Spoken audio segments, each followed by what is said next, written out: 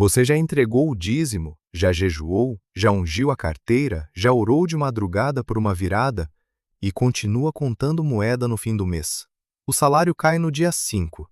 Você paga o boleto, cobre o Pix atrasado, olha o cartão no rotativo e a mão fica vazia outra vez. Enquanto isso, o colega da firma que nunca pisou numa igreja acabou de comprar o segundo apartamento. E aí vem aquela pergunta que você não tem coragem de fazer no culto de quinta. Deus, eu estou fazendo alguma coisa errada?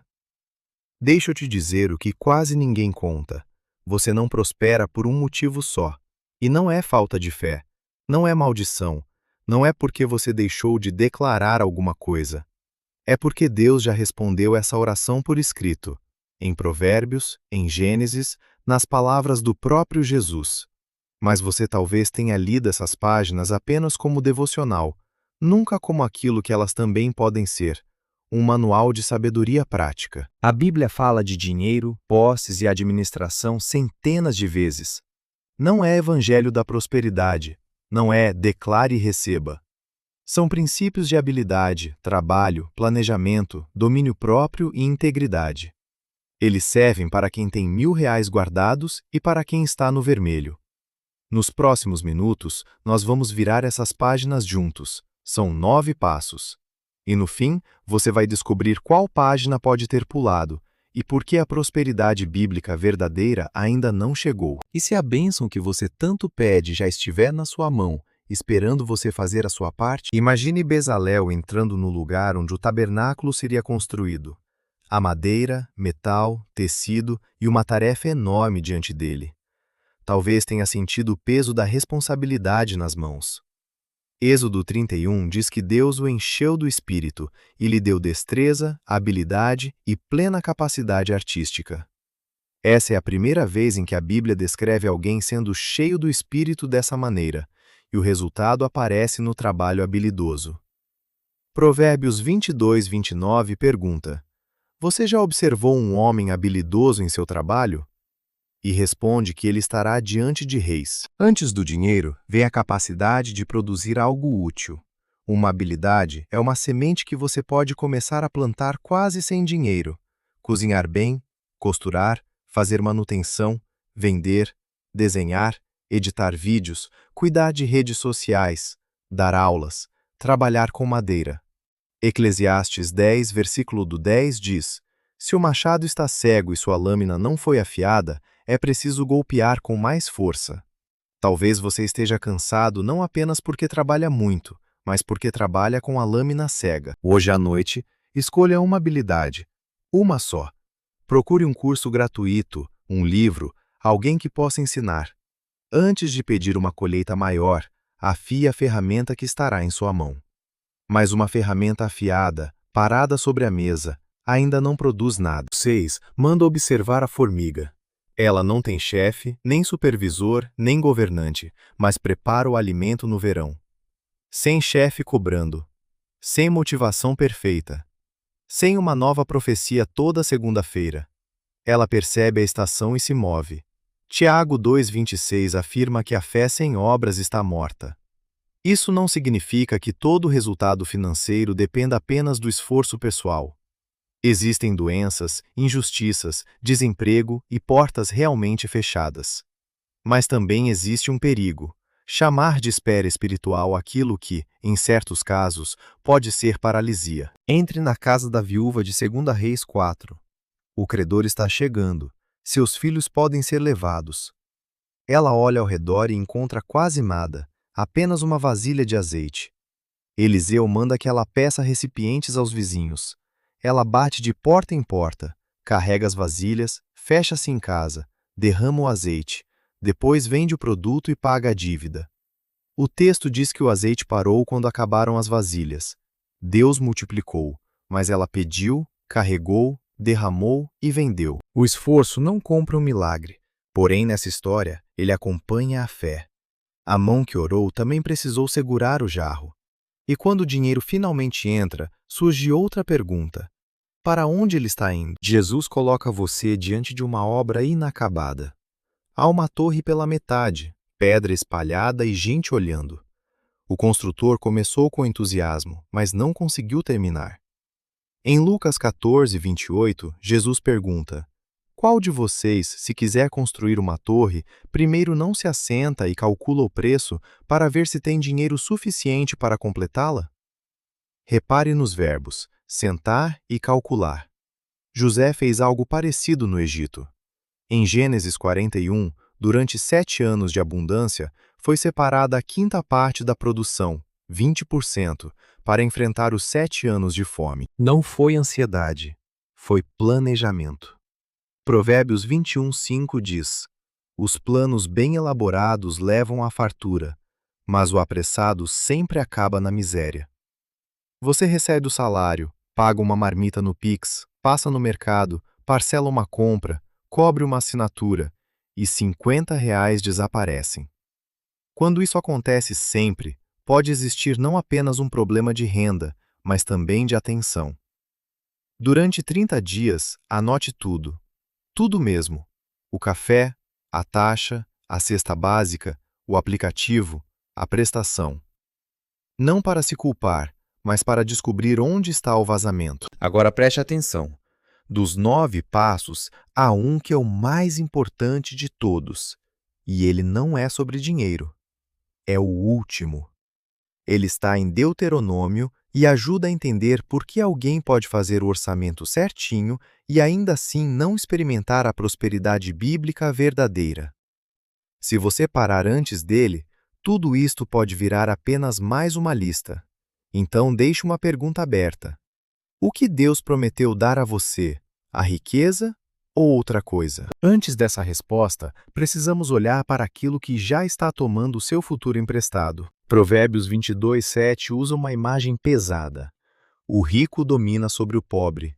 Quem toma emprestado, o cartão entra no rotativo, uma parte do salário do próximo mês já não pertence mais a você.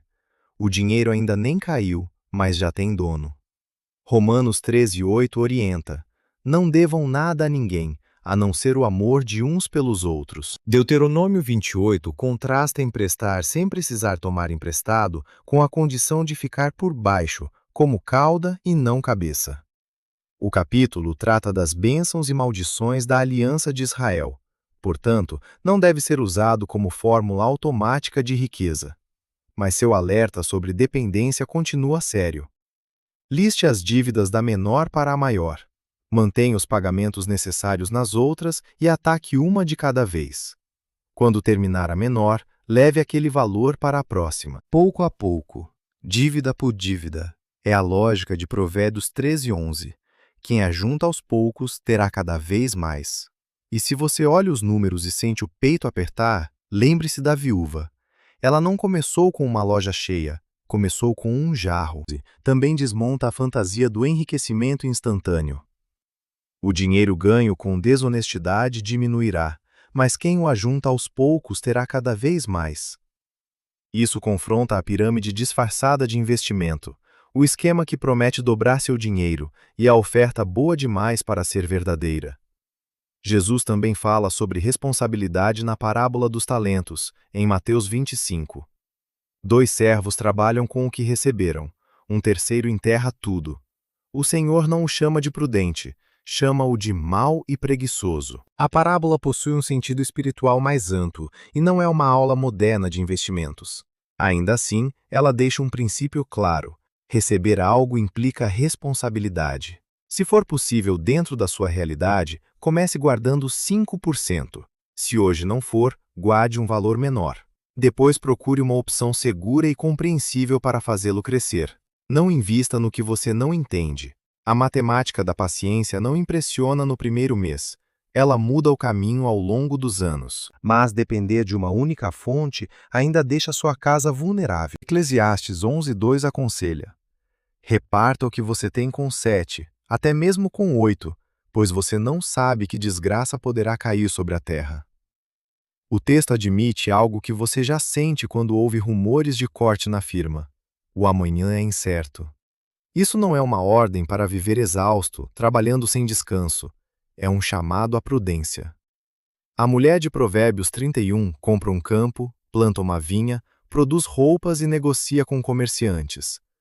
O versículo 18 diz que ela percebe que seus negócios vão bem. Ela trabalha, mas também observa o resultado. Comece pequeno e sem assumir uma nova dívida.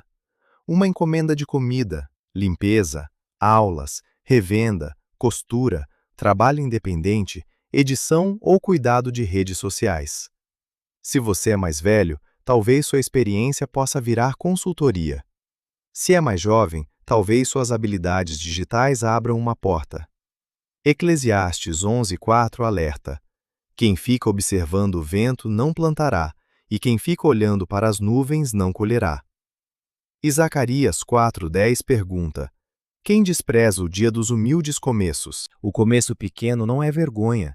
O perigo é começar a ganhar mais e deixar os muros caírem. 8 diz: como a cidade com seus muros derrubados, assim é quem não sabe dominar-se. Imagine uma cidade sem portão. Tudo entra, tudo sai. Nada fica protegido. Talvez o seu muro caia diante da promoção do celular, da roupa de grife, da compra feita para aliviar um dia ruim, da assinatura esquecida que continua sendo cobrada. Provérbios 21:17 diz: quem se entrega aos prazeres passará necessidade. Quem se apega ao vinho e ao azeite jamais será rico. Vinho e azeite aparecem aqui ligados ao prazer e ao consumo. Na sua rotina, o equivalente pode estar nos luxos que parecem pequenos, mas se acumulam. Gálatas 5 inclui o domínio próprio entre o fruto do espírito.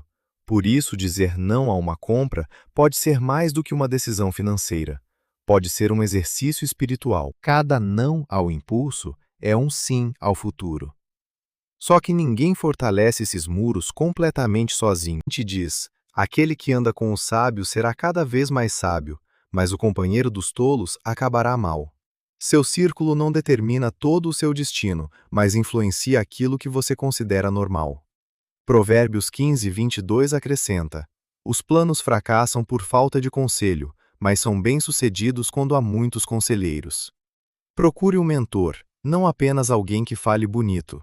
Pode ser um irmão experiente da igreja, um pequeno empresário honesto, alguém que já saiu do vermelho ou um profissional disposto a orientar. Há cursos gratuitos de finanças, projetos de apoio ao pequeno negócio e conteúdos educativos confiáveis. O princípio seguro é mais simples: orientação experiente pode evitar erros caros. Provérbios 27:17 diz: assim como o ferro afia o ferro, o homem afia o seu companheiro. Encontre alguém. Faça uma pergunta concreta. Escute. Aplique.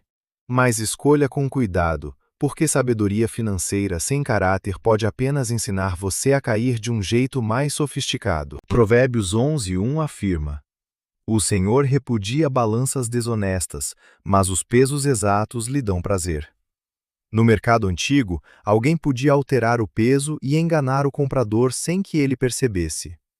Hoje, a balança falsa pode ser uma taxa escondida, uma promessa que o produto não cumpre, uma mentira para fechar a venda ou um troco recebido a mais e guardado em silêncio. A palavra hebraica traduzida como repugnância ou abominação nesse versículo tem ligação com práticas idólatras. O ponto claro do texto é que Deus reprova a fraude. Atalhos desonestos não constroem prosperidade bíblica. Eles trapaceiam as cartas. Provérbios 22:1 diz: a boa reputação vale mais que grandes riquezas.